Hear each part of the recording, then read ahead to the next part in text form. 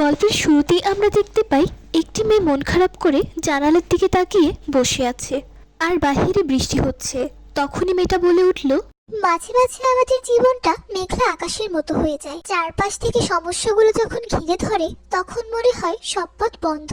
মেয়েটির কথাটি শেষ হতে না হতেই মেয়েটি জানালার বাহিরে দেখল একটি ছোট্ট চারা গাছ বাতাসে দুলছে, কিন্তু গাছটি ভেঙে পড়ছে না।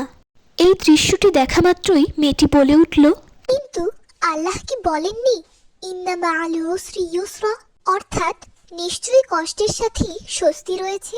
সূরা ইনশিরাহ। এই চারা গাছটি যেমন ঝড়ের সাথে যুদ্ধ করে টিকে আছে, ঠিক তেমনি আমাদের ঈমানকেও শক্ত রাখতে হবে। এতে যতই ঝড় আসুক না কেন আমাদের ঈমান নষ্ট হলে চলবে না। এরপর কতক্ষণ পর মেয়েটি জায়নামাজে বসে দুই হাত তুলে দোয়া করছে। ঘরটা শান্ত ও আলোকিত। মেয়েটি মোনাজাতে বলল, কারো উপর রাগ করে বা কারো খারাপ ব্যবহারে ভেঙে পড়লে চলবে না। আর আমাদের বিচার তো করবেন আল্লাহ। আল্লাহ ধৈর্যশীলদের পছন্দ করেন, কেননা ইন্নাল্লাহা মাআস সাবিরিন। এরই মধ্যে বৃষ্টি থেমে গেছে। মেয়েটি হালকা হাসি দিয়ে জানালার পাশে দাঁড়ালো এবং বলে উঠল, মনে রেখো, পৃথিবী যা কেড়ে নেয় আল্লাহ তার থেকেও উত্তম কিছু ফিরিয়ে দিতে পারেন।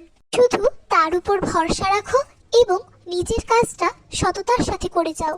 এরকম আরও ইসলামিক কার্টুন ভিডিও পেতে আমাদের চ্যানেলটি সাবস্ক্রাইব করুন।